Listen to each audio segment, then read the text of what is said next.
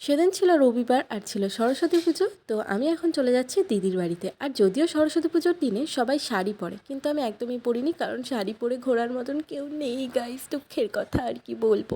তো যাই হোক, নতুন টপটা ঘরে ছিল, আর নতুন জিনিস থাকলেই তো মনে হয় কতক্ষণে পরবো। তো যেতে যেতে দেখলাম অনেকগুলো ঠাকুর বিক্রি হচ্ছিল। আর এইবার যেহেতু সরস্বতী পুজো দুদিন ধরে পড়েছিল, তাই রবিবার দিনও অনেক ঠাকুরই বিক্রি হচ্ছিল। তারপর এসেই ফার্স্টে প্রতিমা দর্শন করে নিলাম।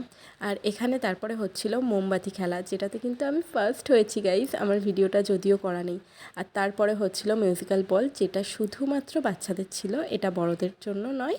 তো এখানে বাচ্চারা সুন্দরভাবে মিউজিক্যাল বল খেলছে। আর তারপরে ছিল এটা একটা লুডুর ছক্কা দিয়ে, মানে তোমার যত দান পড়বে ততগুলো কাপ তুমি আর কি কুটিয়ে নিতে পারবে।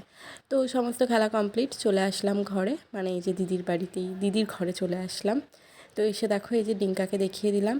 আর ডিঙ্কা না ফার্স্টে বুঝতে পারিনি যে আমি ভিডিও করছি, তারপর যেই বুঝতে পেরেছে ওর তো দুষ্টুমি শুরু হয়ে গেছে। আর আগে তো তোমরা ওর দুষ্টুমি দেখেইছো, দুষ্টুমিতে কেমন সেরা। তো পাড়ার মণ্ডপে গান বাজছিল আর ও ঘরে নাচানাচি করছিল। তারপর দিদি ওকে খাইয়ে দিল আর আমিও বসে পড়লাম খেতে। আর ডিনারে সেদিন ছিল মটরশুঁটির কচুরি আর চানা মশলা। মটরশুঁটির ভরপুর একদম, তো খেতে দারুণ লাগছিল চানা মশলা দিয়ে।